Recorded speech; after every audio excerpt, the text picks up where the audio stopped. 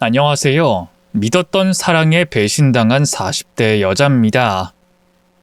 이 쓰리고 아픈 속을 어디서 달래야 할까 고민하다 썰밤의 문을 두드리게 됐네요. 사실 지금까지 제 인생은 나름 평탄했거든요. 사업하는 아버지 덕분에 돈 걱정 없이 자랐고요. 얼굴도 제법 예쁘장해서 남자들한테 인기도 많았어요. 물론 그렇다고 근심 걱정 없이 살아온 건 아니에요. 12살 때 엄마가 병으로 일찍 돌아가셔서 외로움도 많이 탔고요. 가부장적이고 무뚝뚝한 아버지 때문에 부녀 사이도 소원한 편이었죠. 돌이켜보면 특히 사춘기 때 많이 힘들었던 것 같아요. 아버지는 제 관심사나 적성은 따지지도 않고 무조건 의대에 가라고 하셨는데요.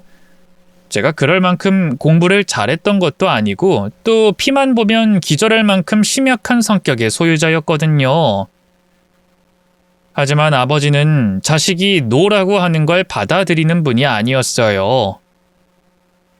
제 의사와는 상관없이 고액 학원을 보내고 과외를 시키고 어떻게든 의대에 가라면서 압박을 주셨죠. 늘 순종적이고 착한 딸이었던 저는 제대로 된 반항 한번 해보지 못했고요. 억지로 쳇바퀴 돌리는 다람쥐처럼 숨막히는 하루하루를 보내야 했네요. 그런 제가 견딜 수 있었던 이유는 딱 하나, 바로 가정부 아주머니 덕분이었어요. 저희 집에는 제가 태어날 때부터 입주 도우미가 있었는데요. 엄마 뻘의 중년 여성분이라서 제가 많이 따랐어요. 아주머니도 저를 친딸처럼 아껴주셨고요. 아직도 기억에 생생해요. 바쁜 아버지를 대신해서 아주머니가 학부모 참관 수업에 와주셨던 날이요. 투피스 정장을 입고 고운 화장까지 하고 와선 교실 뒤편에서 제게 손을 흔들어 주셨죠. 운동회 때 부모와 함께하는 2인 삼각 달리기를 같이 뛰어준 것도, 아픈 제 얼굴에 물수건을 올려준 것도 다 아주머니였어요. 어린 마음에 아주머니가 내 친엄마였으면 하고 바랬던 적도 있어요. 내심 아버지와 아주머니가 잘 되길 바라기도 했죠. 하지만 아버지는 이상하게 아주머니를 별로 좋아하지 않았어요. 늘 상냥하고 친절하고 일도 잘했는데 말이죠. 성정 자체가 까다롭고 예민한 분이라 특히 곁에 두는 사람에 민감하셨거든요. 그래서 아주머니를 한번 바꾸려고 한 적도 있었는데요. 제가 안 된다고 울고불고 해서 간신히 막았었네요. 제가 그렇게까지 고집을 부린 적이 한 번도 없었기에 아버지는 좀 당황한 눈치였어요. 도대체 그 가정부한테 왜 그렇게 집착하는 거냐?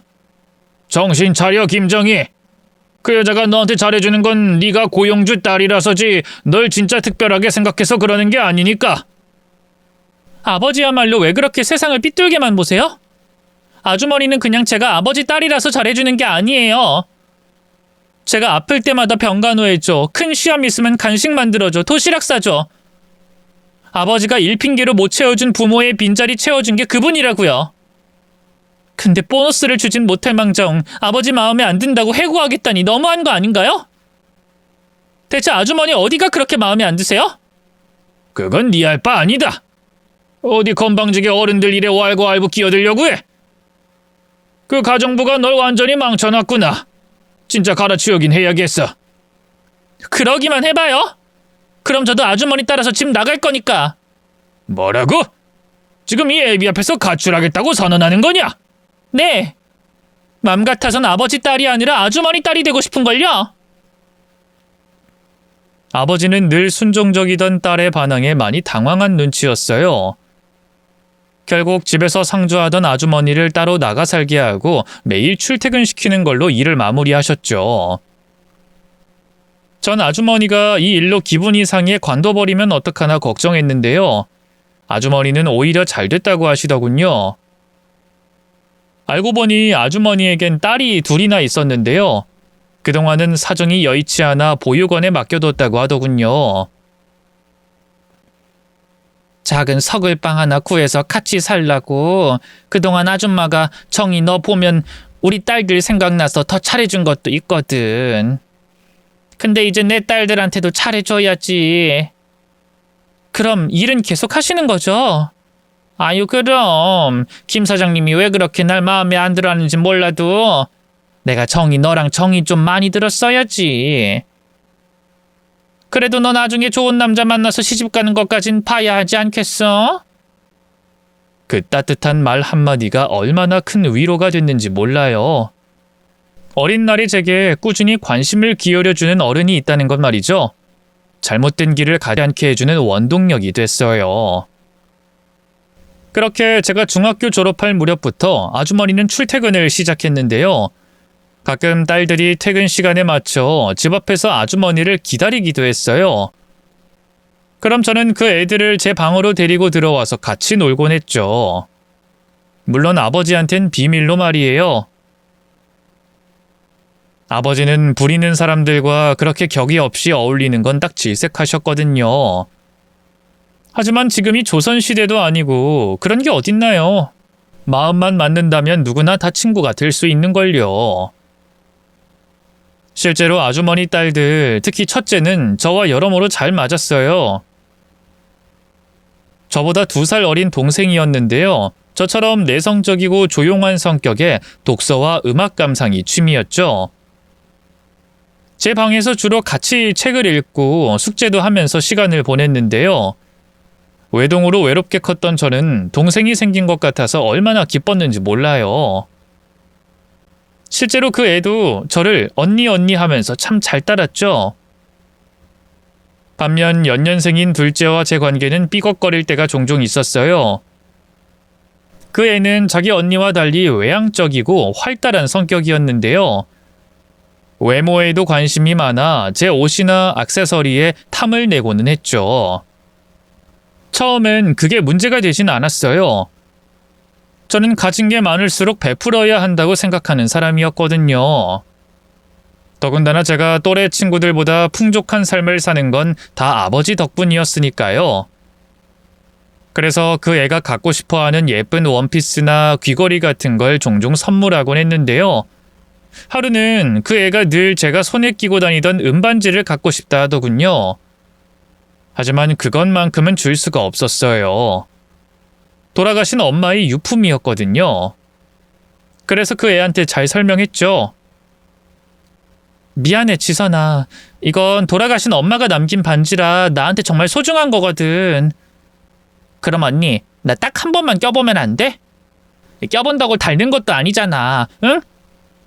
하지만 그 애는 여전히 반지에서 눈길을 떼지 못했어요. 안 되겠다 싶었는지 책상에 앉아 책을 읽던 그의 언니가 다가와 말리더군요. 그만해, 박지선. 너 안 그래도 요즘 자꾸 정희 언니 옷이나 머리핀 같은 거 달라고 하는데 왜 자꾸 그러는 거야? 다 정희 언니 건데 네가 왜 욕심을 부리냐고. 뭐 어때? 정희 언닌 부잣집 딸이라서 옷도 액세서리도 다 많은데 걔 중에 몇 개 다 준다고 해서 티도 안 날걸? 그리고 내가 언제 반지 달랬나? 그냥 껴보기만 하겠다는 건데 좀 스럽게. 박지선, 네가 거지야? 뭐? 내가 왜 거지야? 나 거지 아니거든? 급기야 자매는 제 앞에서 목소리를 높여 다투기 시작했어요. 원체 갈등을 싫어하는 평화주의자였던 저는 황급히 그 둘 사이로 끼어들었죠. 그만해, 싸우지 마. 자, 지선아, 반지 한번 껴봐, 여기. 저는 얼른 반지를 빼서 동생의 손에 끼워줬어요. 동생은 언제 그렇게 흥분했냐는 듯이 신나선 폴짝폴짝 뛰더군요. 야, 너무 예쁘다. 언니 엄마 보는 눈이 있었나 봐. 반지가 화려하지 않으면서도 엄청 세련됐어. 아, 고급져 보인다. 이런 건 어디 가서 살 수 있어? 글쎄, 나도 엄마가 물려주신 거라 잘 모르겠어. 그래? 아쉽다. 진짜 딱 내 스타일인데. 견물생심이라고 둘째는 좀처럼 반지에서 시선을 거두지 못했어요. 그 눈빛이 어찌나 탐욕스러운지 이러다 정말 엄마의 유품을 빼앗기는 건 아닐까 겁이 나더군요. 그래서 얼른 반지를 받아 책상 서랍 깊숙한 곳에 넣어버렸죠. 자, 이제 우리 영화 보면서 놀자. 전에 지영이가 보고 싶다던 영화 내가 DVD 사놨거든. 그렇게 자매 둘을 데리고 거실로 나가 영화를 봤는데요. 그날은 아빠가 지방 출장을 간 날이라 집에 안 들어오실 예정이었거든요. 그래서 아주머니를 졸라 하룻밤 자고 가시라고 했어요. 물론 아주머니 딸들도 함께 말이죠. 아주머니는 처음엔 이러면 안 된다고 난감해 하셨는데요. 제가 이 커다란 집에서 혼자 자면 너무 쓸쓸하다고 하니 알겠다고 하시더군요. 그래서 여자 넷이 다 함께 저녁도 먹고 목욕도 하고 복작복작 얼마나 행복했는지 몰라요. 그런데 문제는 다음 날 발생했어요. 평소처럼 아침 일찍 일어나 씻고 학교 갈 준비를 했는데요. 빼두고 있던 반지 생각이 나서 책상 서랍을 열었는데 웬걸 반지가 없는 거예요. 서랍은 물론 온 방안을 다 뒤져도 나오지 않았죠. 직감적으로 누군가 훔쳐갔다는 생각이 들더군요. 솔직히 그 순간 의심이 가는 사람은 딱 한 명이었어요. 바로 가정부 아주머니의 둘째 딸이었죠. 그래서 작은 방에서 자고 있던 그 애를 깨워 바로 물어봤어요. 지선아, 내 반지 혹시 네가 가져갔어?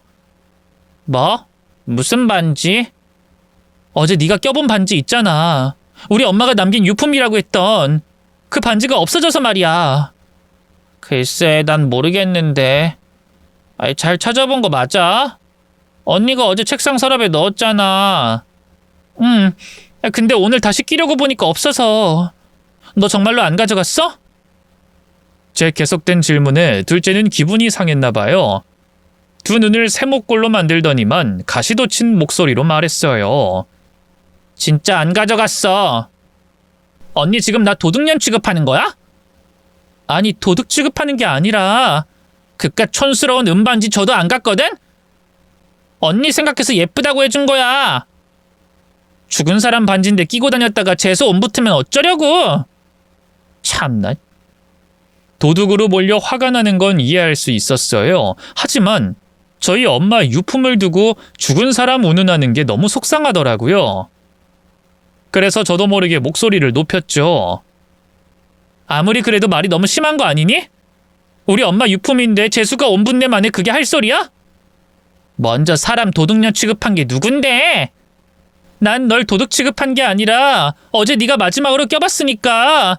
됐어!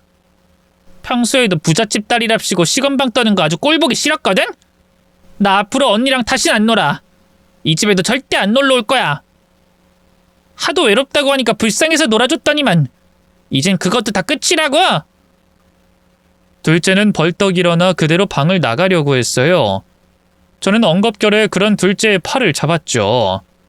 잠깐만, 이대로 그냥 가버리면 어떡해? 어딜 가든 말든 내 맘이야. 부잣집 딸이라고 나한테 이래라 저래라 할 수 있을 것 같아? 그 애는 제 팔을 떨쳐내기 위해 마구 몸부림쳤어요.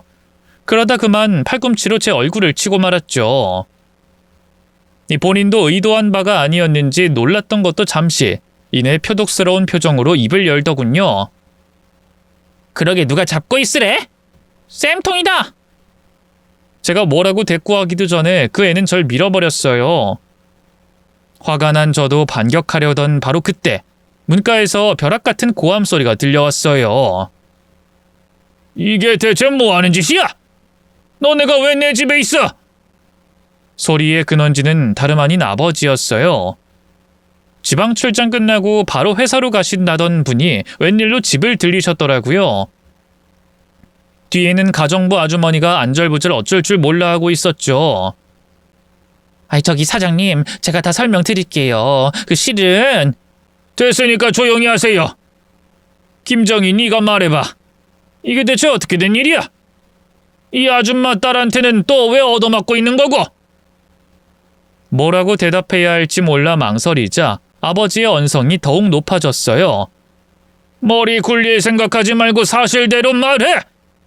대체 무슨 일이야? 그게... 그러니까... 아버지 출장 가신다고 해서 제가 아주머니랑 애들한테 자고 가라고 했어요. 집에 혼자 있기 싫어서요. 죄송해요. 얜 왜 널 아침 대바람부터 때린 건데? 그게 지선이가 아무래도 제 반지를 가져간 것 같아서요. 뭐? 반지라니? 엄마가 남겨주신 그 은반지 있잖아요. 지선이가 계속 갖고 싶다고 했는데 제가 안 된다고 했거든요. 근데 오늘 아침에 일어나 보니까 없어져 있더라고요. 그러자 제 옆에서 어쩔 줄 몰라 하며 굳어있던 둘째가 얼른 입을 열었어요. 내가 가져간 거 아니라고 했잖아! 난 모르는 일이라고! 몰라! 그러자 아버지가 대신 입을 열더군요.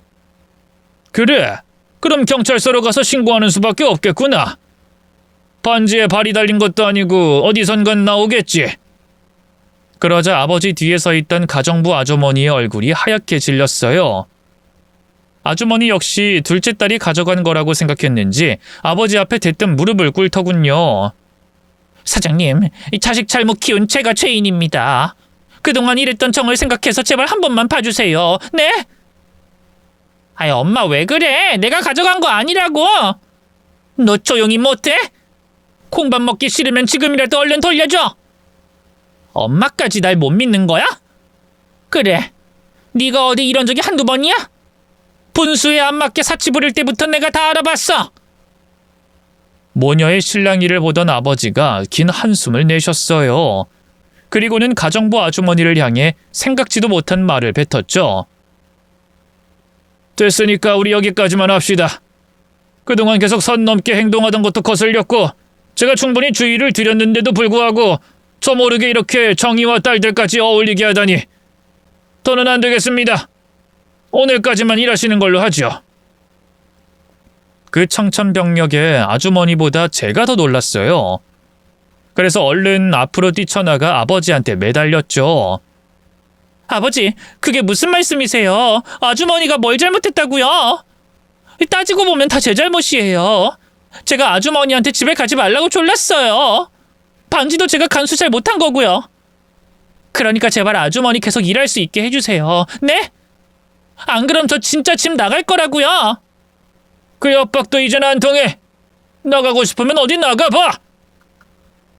아버지는 제 말은 다 듣지도 않고 그대로 짐을 싸서 다시 회사로 가버렸어요. 둘째는 둘째대로 씩씩거리다가 그대로 사라져버렸죠. 혼자 남겨진 전 어쩔 줄 모르고 서 있다가 왕 울음을 터뜨리고 말았죠. 아주머니 죄송해요. 괜히 저 때문에. 아니다. 정이 네가 잘못한 게 뭐가 있다고. 우리 인연이 여기까지인가 보다. 할 수 없지. 아줌마 없어도 씩씩하게 잘 지낼 수 있지. 밥도 거리지 말고 꼬박꼬박 챙겨 먹고. 친딸이 아닌데도 그렇게 따뜻하게 말씀해 주시는 아주머니에게 참 고마웠어요. 그리고 괜히 이를 키운 것 같아 너무 죄송했죠. 저는 단식 투쟁까지 하면서 아주머니의 복귀를 졸랐는데요. 이번엔 씨알도 먹히지 않았어요. 아버지는 자기 뜻을 거스르는 걸 절대 용납하지 않는 분이었거든요. 단단히 마음을 먹었는지 꿈쩍도 하지 않으시더군요. 결국 저는 그렇게 아주머니와 이별할 수밖에 없었습니다. 그 일을 계기로 부녀 사이에도 완전히 금이 가버렸죠.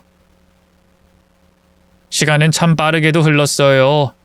저는 아버지의 바람대로 의대에 진학하진 못했고요. 대신 명문대 영문과를 졸업하고 제법 이름 있는 대기업에 들어갔어요. 아버지도 내색은 크게 안 하셨지만 나름 만족한 것 같더군요.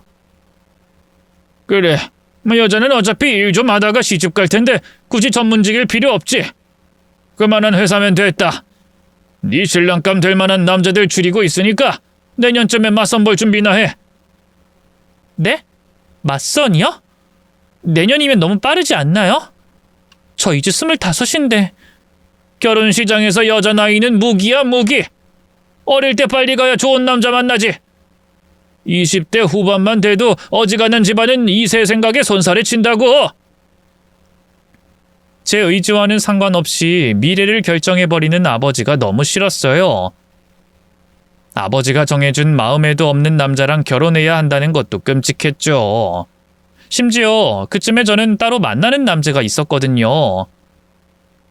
같이 입사한 사내 동기였는데요. 저보다 2살 연상에 잘생기고 다정한 사람이었죠. 제가 야근할 때면 일이 없어도 회사에 남아 기다려주고요. 아프다고 하면 손수 만든 죽을 가져다 주는 그런 사람이었어요. 이 남자를 놓치고 아버지가 정해준 남자와 결혼하면 후회할 것 같다는 생각이 들었어요. 그래서 남자친구에게 사정을 설명하고 제발 결혼해달라고 했죠. 감동적이게도 남자친구는 바로 알겠다고 하더군요. 사실 우리가 아직 나이도 어리고 회사 입사한 지도 얼마 안 됐잖아. 그래서 미래에 대해서 진지하게 생각해 본 적은 없는데 그래도 한 가지는 확실해. 난 너 절대 포기 못해, 정이야. 내가 널 얼마나 사랑하는데. 그래, 까짓거 결혼하자. 정말? 우리 아버지 엄청 무서운 분인데 괜찮겠어? 어쩌면 나 집안에서 쫓겨날지도 몰라. 그럼 내가 책임지면 되지, 뭐가 문제야. 걱정하지 말고 나만 믿어. 내가 아버님한테 어떻게든 결혼 허락 받아낼 테니까. 그 주말에 저는 바로 아버지에게 남자친구를 인사시켰어요. 역시나 아버지는 난리를 치셨죠. 남자친구가 저와 같은 대기업 직원이긴 했지만 그 외의 조건은 그다지 좋지 못했거든요. 어릴 때 일찍 아버지를 여의고 홀어머니 밑에서 자랐고요. 밑으로 책임져야 하는 어린 여동생도 있었죠. 정이, 너 어디 있다 이 자식을 신랑감이랍시고 소개시켜. 예비가 고작 이런 놈한테 너를 시집 보내려고 그렇게 애지중지 키운 줄 알아? 아버지가 언제 절 애지중지 키웠다고 그래요? 그냥 방치만 했으면서? 뭐야? 제가 어릴 때부터 얼마나 외로웠는지 알아요? 아버지는 늘 일 때문에 바빠서 저한텐 관심도 없으셨죠? 또 어릴 때 제가 엄마처럼 따르던 가정부 아주머니도 기어이 내보내셨고요. 이제 와서 그런 해묵은 얘기는 왜 꺼내는 거냐? 그래도 전 결국 아버지한테 다 져드렸잖아요. 비록 아버지가 원하는 대로 의대는 못 갔지만 그래도 성실하게 공부해서 좋은 대학, 좋은 회사 들어왔어요. 결혼만큼은 제가 사랑하는 남자랑 할래요. 이번엔 아버지가 양보 좀 해주세요. 너 지금 그걸 말이라고 해? 결혼은 자고로 집안끼리 격이 맞아야 탈이 없는 법이야. 사랑만으론 되는 게 아니야. 엄연한 현실이라고. 집안이 뭐가 중요해요? 결국 결혼은 부부 둘이서 하는 건데. 전 이 사람 아니면 안 돼요. 아버지, 제가 결혼해서 평생 같이 살고 싶은 건 이 남자뿐이라고요. 제가 꿈쩍도 않고 또박또박 할 말을 하자 아버지는 안 되겠다 싶었나 봐요. 옆에 잠자코 있던 남자친구에게로 화살을 돌리더군요. 어머니가 시장에서 생선 장사하셨다고? 아, 네. 지금은 그만두셨고요. 집에서 살림만 하십니다. 이젠 제가 돈을 버니까요. 동생이 아직 고등학생이라 한창 손이 많이 갈 나이기도 하고요. 그럼 자네 월급은 전부 자네 어머니랑 동생 생활하는 데 쓰이겠구만. 결혼하고도 마찬가지일 테고. 제 말에 남자친구는 아무 말도 하지 못했어요. 그러자 아버지가 그것 보라는 듯이 언성을 높이더군요. 옛말에 남의 집 기둥은 빼오는 거 아니라고 했다. 자기 가족들 책임지느라 바쁜 놈한테 시집가서 뭘 어떡하겠다는 거야? 저도 일하는데 뭐가 문제예요? 너도 뼈 빠지게 일해서 저놈의 거지 집구석에 계속 돈 갖다 바치겠다고? 기어이 아버지는 남자친구 집안에 대한 모욕도 서슴지 않았어요. 참고 있던 남자친구도 화가 났는지 안색이 굳어지더군요. 아버지한테 정말 실망하게 된 순간이었죠. 아버지, 전 정말 할 만큼 했어요. 더는 아버지 착한 딸 노릇 못하겠다고요. 오늘부로 딸 없는 셈 치세요. 아셨어요? 뭐야? 지금 널 평생 힘들게 키운 이 애비 말고 저런 호랑말코 같은 놈을 택하겠다는 거야? 네. 뼛속까지 계산적이고 이기적인 아버지한테 지쳤어요. 그거 아세요? 아버지는 늘 제가 사랑하는 사람들을 상처 주고 만다는 거. 전 이제 제가 사랑하는 사람들을 지켜야겠어요. 더는 바보같이 잃지 않을 거라고요. 건강하시고요. 다신 저 찾지 마세요. 저는 남자친구의 손을 끌고 그대로 집 밖으로 나왔어요. 그리고 그날도 바로 원룸을 구해 혼자 살기 시작했죠. 아버지는 아버지대로 화가 단단히 났는지 연락 한 번이 없더군요. 오히려 남자친구가 더 안절부절했어요. 미안해, 정이야. 내가 좀 더 괜찮은 남자였으면 아버님도 두말 않고 결혼 허락하셨을 텐데. 괜히 나 때문에. 뭐가 오빠 때문이야. 괜찮아. 나야말로 우리 아버지가 한 말들 사과할게. 미안해. 내가 주말마다 아버님 찾아가서 어떻게든 마음 돌려볼게. 됐어. 그럴 필요 없어. 그래도 네 하나뿐인 아버지인데 정말 이렇게 절연한 채로 살 수는 없잖아. 식장엔 아버님 손 잡고 들어가야지. 그날 이후 남자친구는 저보다 더 아버지를 자주 찾아뵀어요. 매일 모진수모를 당하고도 오뚜기처럼 다시 일어나 아버지를 찾아가더군요. 남자친구가 다른 건 몰라도 끈기 하나만큼 참 대단했거든요. 그렇게 사계절이 지나고 나니 결국 아버지도 백기를 들고 마셨죠. 결혼을 하든 말든 마음대로 하라고 하시더군요. 아버지 나름의 허락이나 다름없었죠. 정말 얼마나 기뻤는지 몰라요. 남자친구와 정식으로 부부가 되던 날 세상을 다 가진 기분이 들었네요. 사랑하는 남자와 안온한 가정을 이루는 게 제 오랜 꿈이었거든요. 신혼생활은 행복했어요. 남편은 여전히 결혼 후에도 제게 잘했고요. 결혼한 지 1년쯤 지났을 무렵엔 예쁜 딸도 태어났죠. 눈에 넣어도 안 아플 만큼 참 사랑스러웠네요. 딸 때문에 직장도 그만두고 많은 걸 포기해야 했지만 조금도 아깝지 않았어요. 또 딸은 아버지와 사이가 좋아지는 촉매제 역할도 했어요. 아버지도 나이가 드셨는지 손녀한텐 정말 꼼짝도 못 하시더라고요. 완전히 손녀 바보가 되어서요. 툭 하면 집으로 부르고 나셨죠. 그러다 보니 자연스럽게 소원했던 부녀 사이도 조금씩 괜찮아졌고요. 물론 결혼 생활이 행복으로만 가득한 건 아니었어요. 특히 시댁이 문제였는데요. 시어머니는 자기 잘난 아들이 절 만나 고생만 한다고 생각하시는 분이었어요. 우리 아들이 사실 얼굴이면 얼굴, 학력이면 학력, 직업이면 직업, 뭐 하나 빠지는 게 없거든. 근데 어쩌다 돈밖에 없는 너네 집안을 만나서 이렇게 기도 못 펴고 사는지. 말이 나와서 말인데 바깥 사돈이 결혼 허락 안 해주는 바람에 우리 현우가 얼마나 고생을 했니? 반년을 넘게 매일같이 그 집 문지방을 탈도록 드나들면서 결혼 허락해달라고 빌고 또 빌고. 그것만 생각하면 내 가슴이 미어져서 정말. 시어머니는 남편이 결혼 허락을 받기 위해 노력했던 과거를 많이 못마땅해 하셨어요. 그래서 일종의 보상 심리라고 해야 할까요?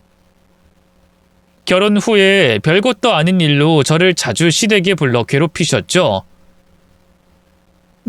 제사 때 거진 혼자 음식을 만들게 한다거나 친구들 모임에 운전기사 노릇을 시킨다거나 하는 일들이었는데요. 좋은 게 좋은 거라고 되도록이면 시어머니 말에 고분고분하려고 노력했어요. 하지만 시어머니의 금전적인 요구만큼은 점점 부담이 되더라고요. 결혼 후에도 시어머니와 시누이 생활비는 저희 부부가 되고 있었는데요. 생각보다 시어머니 씀씀이가 많이 크시더라고요. 장을 한번 봤다 하면 수십만 원이 깨지고요. 활동적인 분이라 지인들과의 모임도 잦은 편이었죠. 게다가 원래 안 그러셨다는데 제가 결혼하면서 명품백과 모피코트를 선물로 드린 게 화근이었던 걸까요? 그 뒤로는 명품에 푹 빠지셔선 생일이나 어버이날 때마다 고가의 선물을 바라시더라고요. 그건 시누이 역시 마찬가지였죠. 제가 쓰는 가방이나 화장품을 탐내며 늘 똑같은 걸 갖고 싶어 하더군요. 그럼 시어머니는 남편 카드로 상의도 없이 시누이 물건을 사줬고 말이죠. 나중엔 남편도 눈치가 보였나 봐요. 미안해, 여보. 엄마도 현지도 원래 안 그랬는데 당신이 하고 다니는 거 보니까 많이 부러웠나 봐. 이 무력이라는 게 원래 그렇잖아. 가지면 가질수록 더 갖고 싶어지지. 내가 좀 절제를 시켜야 하는데. 당신도 알다시피 우리 엄마가 나 키운다고 고생 정말 많이 하셨거든. 현지도 어릴 때 워낙 힘들게 커서 좋은 옷, 좋은 가방 가져본 적 한 번도 없고. 그걸 생각하면 자꾸 입이 안 떨어지네. 남편이 어쩔 줄 몰라 하면서 그렇게 말하는데 뭐라고 싫은 소리를 할 수가 없더라고요. 오히려 좋은 부모 만나 노력 없이 많은 걸 누려온 스스로가 부끄럽게 느껴지기도 했죠. 그래서 남편의 어깨를 다독이면서 말했어요. 괜찮아, 여보. 그렇다고 어머님이나 아가씨가 뭐 한 달에 몇 천만 원씩 카드 긁는 것도 아니고 특별한 날에 명품 조금 사는 정도잖아. 그만큼은 다른 사람들도 다 누리고 살아. 우리가 뭐 돈이 없어서 빚내서 사드리는 것도 아니고 아가씨도 아직 어려서 그렇지 취업하면 자기 앞가림 할 거 아니야. 그렇게 말해줘서 고마워, 여보. 내가 정말 결혼 하나는 잘했다니까? 그걸 이제 알았어? 신혼 초때까지만 해도 시댁의 경제 의존도 문제는 저희 부부에게 갈등이 되지 않았어요. 하지만 제가 딸을 낳고 일을 그만두면서 상황이 달라졌죠. 벌이는 반으로 줄었는데 들어가는 돈은 똑같았으니까요. 아니, 오히려 더 많아졌죠. 딸도 태어났고요. 시누이가 공무원 시험 준비를 시작하면서 학원비다, 고시원비다 돈이 또 수백 깨졌거든요. 결국 카드값이 빵꾸가 난 어느 날 저는 참지 못하고 남편에게 말했어요. 여보, 어머님 이번 달에 또 아가씨랑 같이 백화점에서 옷 샀던데. 어머니는 지난달에도 옷 사셨고 아가씨는 공시생이잖아. 공시생이 무슨 새 옷이 필요해? 제가 말이 좀 공격적이었나 봐요. 생전 화 한 번 안 내던 남편이 이맛살을 찌푸리더군요. 당신 무슨 말을 그렇게 해? 애가 공부 때문에 스트레스 받으니까 기분 전환하고 싶어서 그런 거겠지. 새 옷 입고 공부하면 기분 좋을 거 아니야. 자기 돈으로 사는 거면 누가 뭐라 그래. 근데 그거 다 당신이 벌어온 돈으로 사는 거잖아. 안 그래도 이번 달에 새별이 감기 걸려서 계속 병원 들락날락 했는데 카드값 마이너스 났어. 어떡할 거야? 야, 어떡하긴 뭐 어떡해. 다음 달에 월급 나오는 대로 마저 갚으면 되지. 어머님이랑 아가씨가 다음 달이라고 당신 카드 안 긁을 것 같아? 당신이 자제 좀 시켜. 나도 일 안 하고 새별이도 있으니까 적당히 하시라고.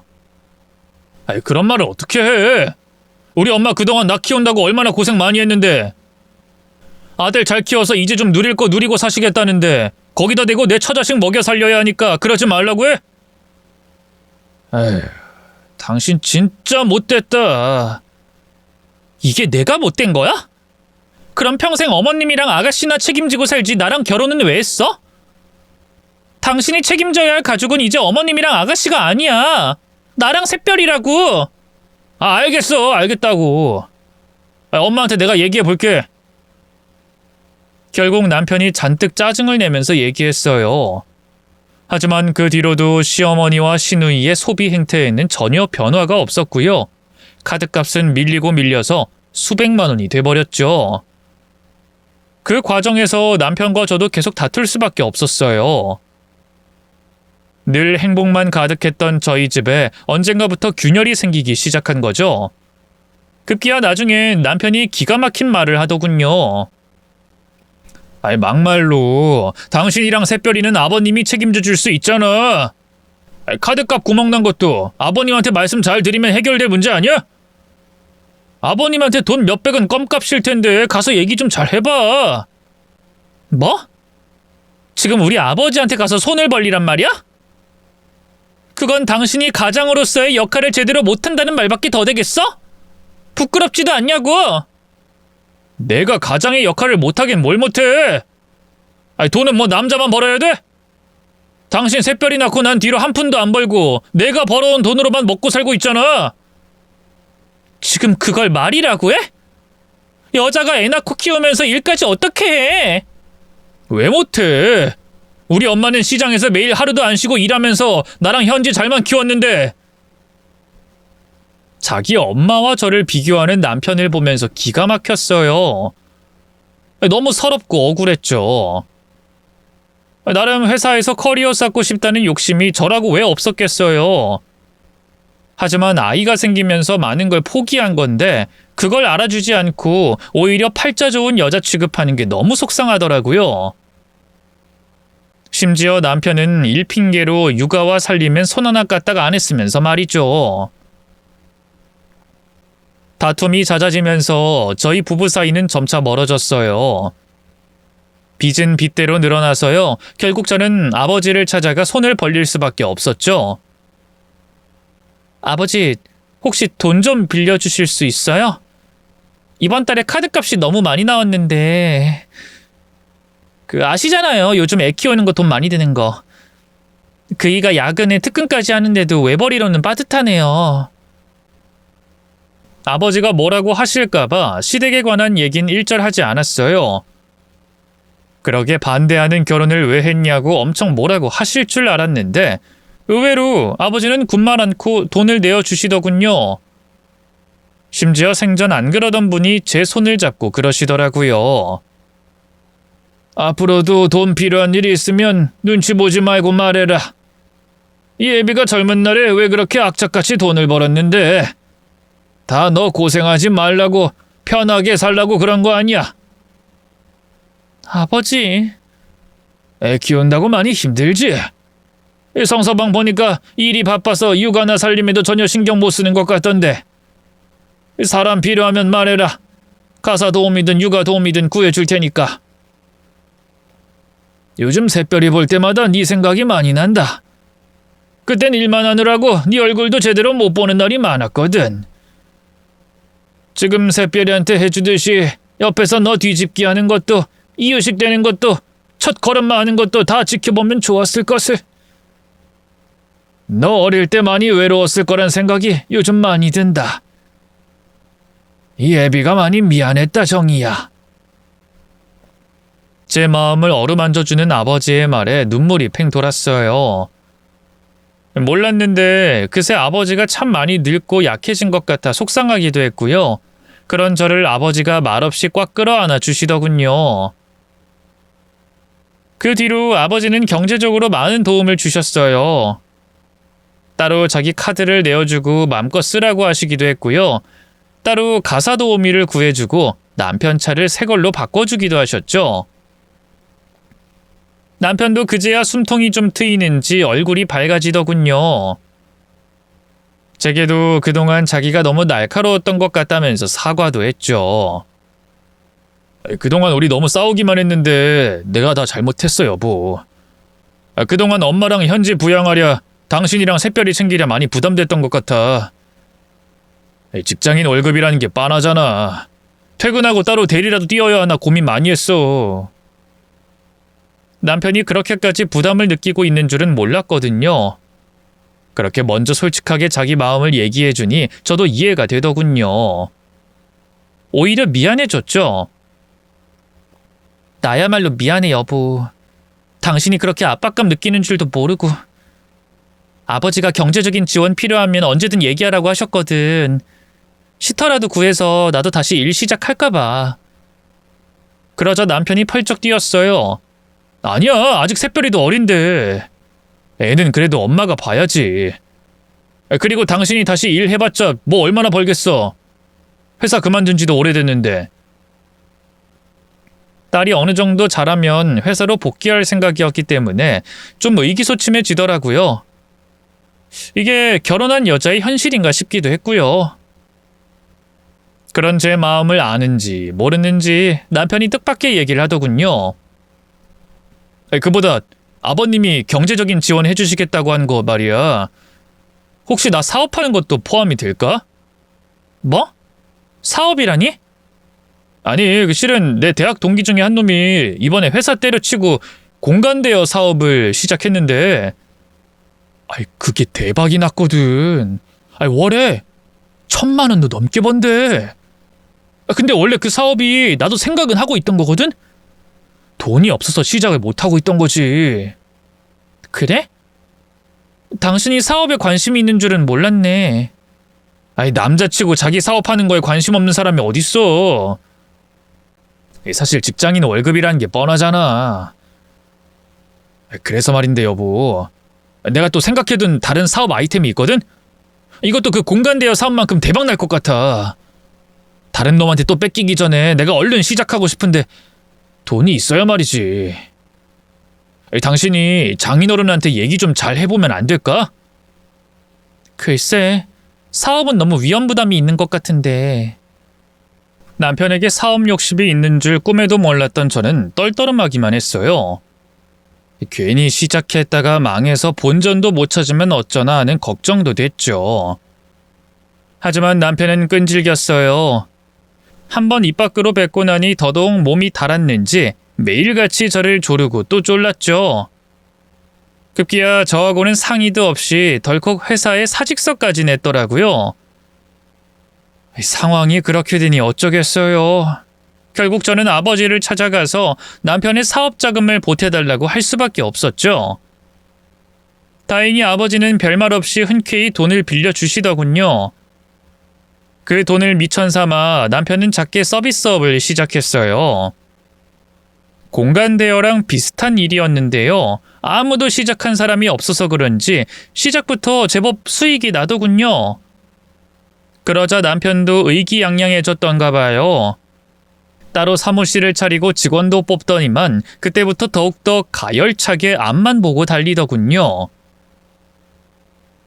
자연스레 가정엔 소홀해질 수밖에 없었어요. 남편은 투자 모임이다 뭐다 해서 늦게 들어오는 날이 많았고요. 주말에도 거래처 접대를 해야 한다면서 자주 집을 비웠어요. 언젠가부터 심심치 않게 새벽에 귀가하기도 했죠. 나중엔 딸하고도 대면대면해져서요. 딸이 제 아빠 얼굴만 보면 울음을 터뜨렸네요. 그렇게 한 1년을 사니 너무 불행하더라고요. 남편과 정서적 교감은커녕 얼굴도 볼 수 없고 딸은 아빠의 부재에 힘들어하고 이대로는 안 되겠다 싶었죠. 그래서 남편에게 날 잡고 얘기 좀 하자고 말했는데요. 남편은 바쁘다는 핑계로 그마저도 자꾸만 미뤘어요. 심지어 그쯤에 딸이 갑자기 열이 올라서 응급실에 입원했는데요. 그날마저 연락이 되지 않더군요. 남편으로서 아빠로서의 의무를 다하지 않는 게 너무 야속했죠. 결국 저는 퇴원하자마자 딸을 친정에 맡기고 바로 사무실로 찾아갔어요. 연락하면 또 일이 바쁘단 핑계를 댈까봐 일부러 무작정 찾아갔네요. 어차피 주말이라 직원들도 대부분 출근하지 않았을 것 같았거든요. 남편 사무실은 도심에 있는 10층짜리 건물 중 한 층을 통째로 임대에 쓰고 있었는데요. 엘리베이터에서 내리자마자 바로 외우고 있던 비밀번호를 누르고 안으로 들어갔어요. 종종 남편 사무실로 속옷이나 도시락 같은 걸 배달해줘서 번호는 알고 있었거든요. 나름 익숙하게 사장실까지 갔는데 웬걸 문이 반쯤 열려있고 안에서 대화 소리가 들리더라고요. 먼저 온 손님이 있나 싶어서 조심스럽게 문틈으로 안을 들여다봤는데요. 그 순간 펼쳐진 충격적인 광경에 전 그대로 얼어붙고 말았어요. 글쎄 남편이 웬 여자와 손잡고 꼭 붙어 앉아 있는 게 아니겠어요. 업무적인 사이라고 보기엔 지나치게 거리가 가까웠고요. 심지어 그 여자 볼에 입까지 맞추더군요. 맞아요. 남편은 저 모르게 바람을 피고 있었던 거예요. 상간녀는 저보다 어려 보였는데요. 긴 생머리에 뽀얀 얼굴이 남자께나 울렸을 것 같더군요. 근데 이상하게 어디서 본 것 같은 기시감이 들더라고요. 같이 일하는 직원인가 싶어 유심히 관찰했는데요. 그 사이 남편이 상간녀의 어깨를 끈적하게 쓰다듬으면서 입을 열더군요. 자기 아직도 삐진 거 아니지? 화 다 풀렸지? 치, 몰라. 도대체 그놈의 이혼은 한다 하면서 왜 안 하는 건데? 진짜로 그 여자 안 사랑하는 거 맞아? 당연하지. 나 이제 집사람은 여자로 보이지도 않아. 그냥 장인어른이 보태주는 사업자금 때문에 어쩔 수 없이 같이 사는 거라고. 그래서 그놈의 돈 때문에 이혼 안 할 거라고? 누가 그렇대? 이제 받아먹을 거 다 받아먹었고 내 사업도 잘 되고 있는데 그놈의 노친네한테 쩔쩔맬 필요 하나도 없지. 걱정하지 마. 이제 곧 정리하고 난 평생 너랑 살 거야. 남편이 한마디 한마디 뱉을 때마다 배신감에 온몸이 떨렸어요. 두 년놈을 어떻게 조져야 하나 고민하는데 그 사이에 둘이 몸을 일으키더군요. 배가 고프니 밥 먹으러 가자 하면서요. 당황한 저는 황급히 복도에 있던 복사기 뒤에 몸을 숨겼어요. 그러자 바로 문이 열리면서 두 년놈이 밖으로 나왔고요. 그대로 엘리베이터를 타고 내려가 버리더군요. 어떻게 해야 하나 우왕좌왕하다 다급하게 그 뒤를 미행하기 시작했어요. 잡아서 족치든 이혼을 하든 일단 증거가 필요하단 생각이 들었거든요. 주차장에서 남편 차가 나오는 걸 기다렸다가 바로 제 차로 따라 붙었죠. 두 년놈이 도착한 곳은 고급 레스토랑이었는데요. 미리 예약이라도 해둔 듯 웨이터가 바로 둘을 창가 자리로 안내하더군요. 그런데 웬걸 그 자리에는 먼저 온 손님이 있었어요. 작년의 여성이었는데요. 상간녀가 달려가 엄마! 하고 반갑게 끌어안더군요. 그 순간 뒤통수를 한 대 얻어맞은 것처럼 어마어마한 충격이 전신을 강타했어요. 상간녀뿐 아니라 그 상간녀의 엄마도 너무 낯이 익었거든요. 다름 아닌 어린 시절 저희 집에서 일하던 가정부 아주머니였죠. 나이는 좀 들었지만 그 둥근 눈매하며 입 옆에 난 작은 사마귀까지 동일 인물이 분명했어요. 저는 혼란스러운 와중에도 웨이터에게 말해 그 테이블 뒤편에 자리를 잡았어요. 높은 화분들 덕분에 다행히 제 위치가 노출되지 않는 곳이었죠. 세 사람은 제가 지켜보는 줄은 꿈에도 모르고 도란도란 대화를 나누며 식사를 하더군요. 끔찍한 현실은 거기서 끝이 아니었어요. 식사하던 남편이 거래처에서 온 전화 때문에 잠깐 자리를 비웠는데요. 그 사이 두 모녀가 믿을 수 없는 말을 하더군요. 너 정말 저 새끼랑 결혼할 거야? 안 할 이유가 없잖아. 사업 잘 되고 있지. 얼굴 잘생겼지. 무엇보다 정인연 거지. 내가 처음에 저 인간 술집에서 만났을 때까지만 해도 관심 하나도 없었거든? 근데 정인연 남편이라는 걸 알자마자 어찌나 뺏고 싶던지. 작정하고 꼬셨잖아. 바로 넘어오던데? 하긴 정이 그년이 좀 못생겼어. 어릴 때 돈으로 처발랐을 때도 못생겼었는데 나이 드니까 더 구리더라. 뭐 엄마도 네가 정이 걔 남편 뺏는 건 상관없는데 저 새끼 속빈 강정은 아닌 거지? 사업 자금도 정이 애비가 다 대줬다며. 걱정하지 마. 능력 있는 사람이니까. 대기업 출신에 지금 하는 사업도 바로 대박 낸 거 봐. 아유 그래 우리 큰딸. 넌 지선이랑 다르게 똑부러진 데가 있으니까 어련히 잘 알아봤겠지. 그때까지만 해도 저는 남편의 상간녀가 욕심 많던 둘째라고 생각했거든요. 근데 아니었어요. 저와 친자매처럼 잘 맞고 착하던 첫째가 바로 그 상간녀였던 거예요. 심지어 아주머니도 그 사실을 다 알면서 자기 딸을 응원하고 있었어요. 그 사이에 남편이 돌아오면서 모녀의 대화가 끊겼어요. 식사가 마무리됐는지 일어나려고 하더군요.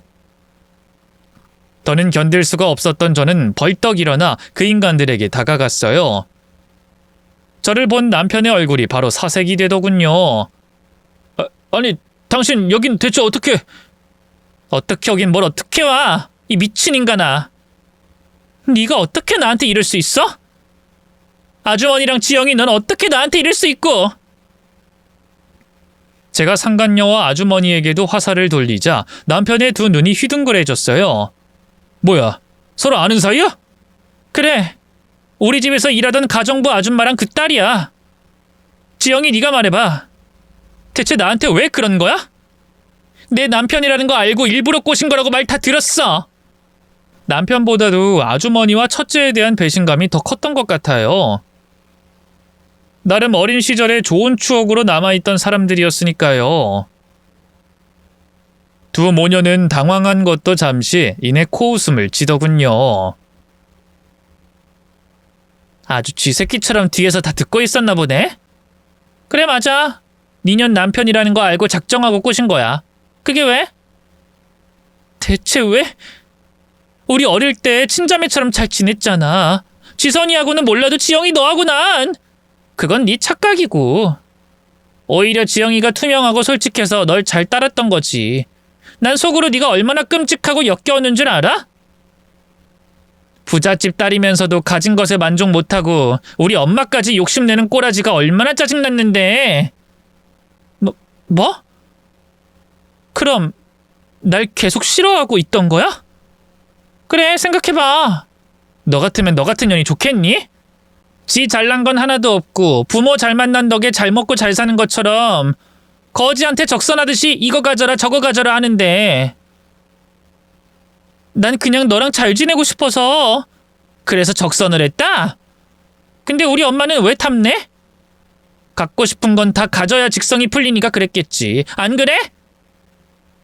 몰랐는데 첫째는 콤플렉스로 똘똘 뭉쳐 있었어요. 제가 자기를 사사건건 무시하고 위선을 부렸다 여기더군요. 놀라운 사실은 거기서 끝이 아니었어요. 둘째가 가져갔을 거라고 생각했던 엄마의 유품도 첫째가 가져간 거였더라고요. 순전히 제게 상처 줄 목적으로 반지를 훔쳤고요. 그날 몰래 변기에 놓고 물을 내려버렸다고 하더군요.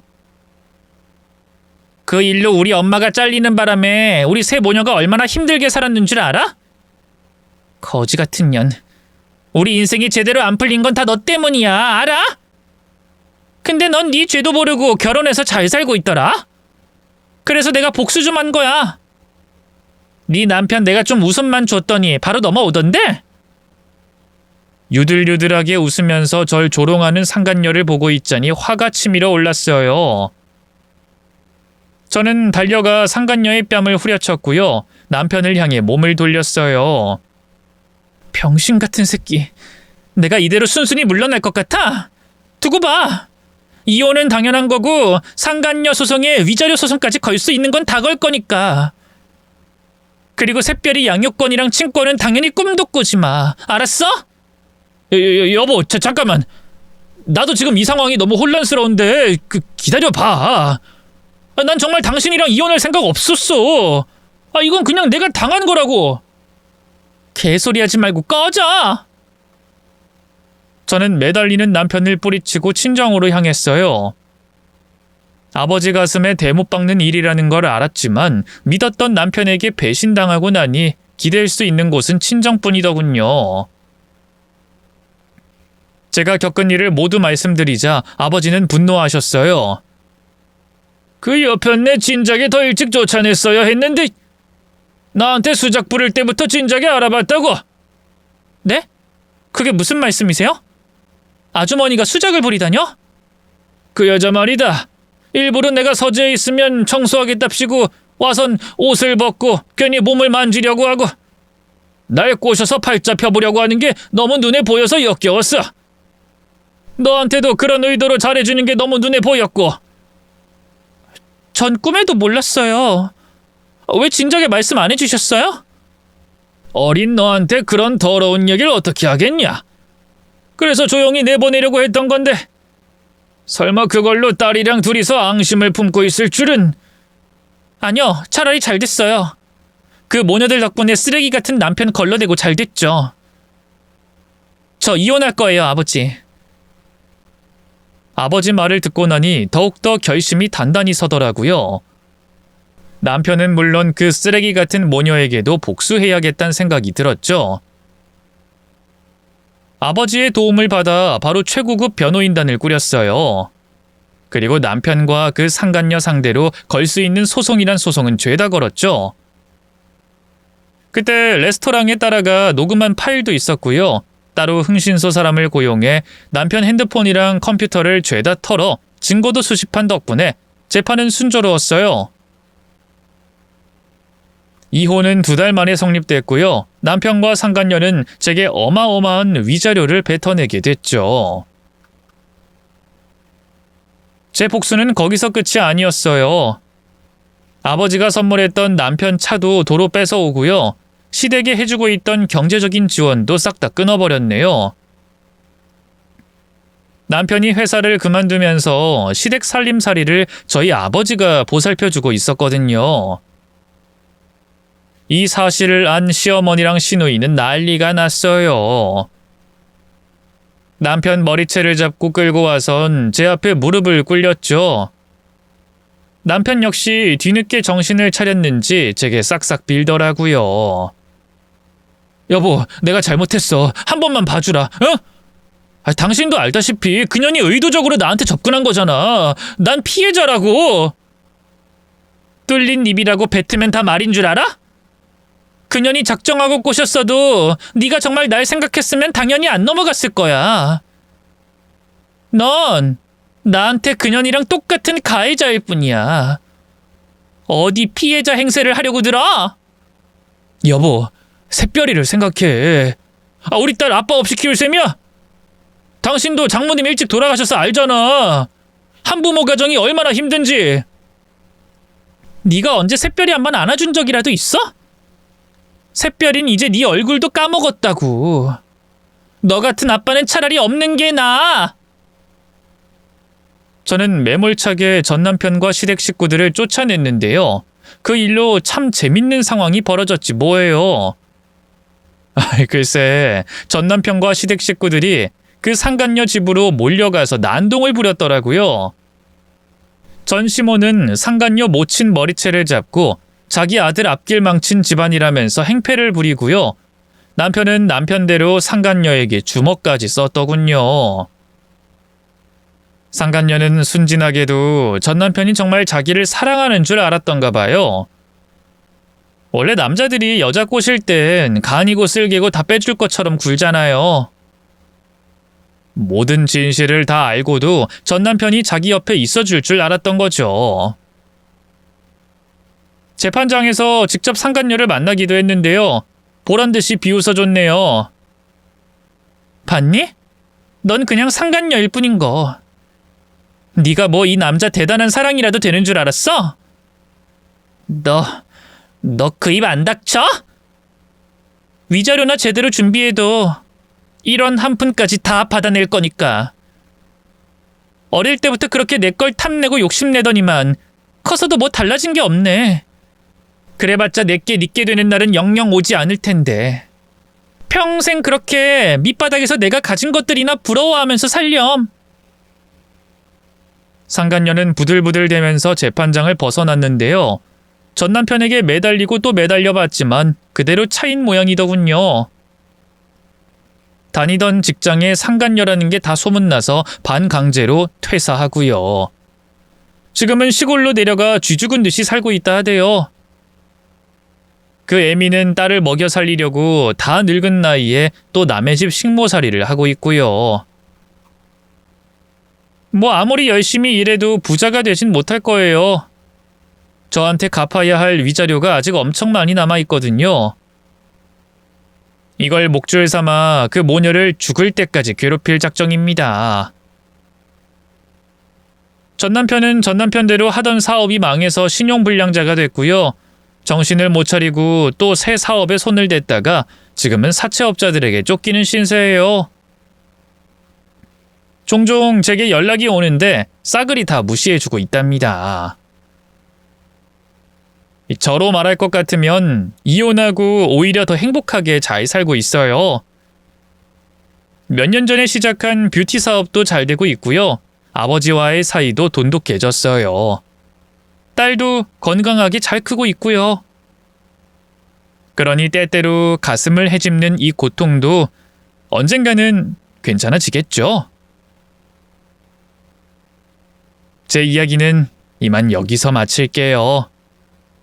감사합니다.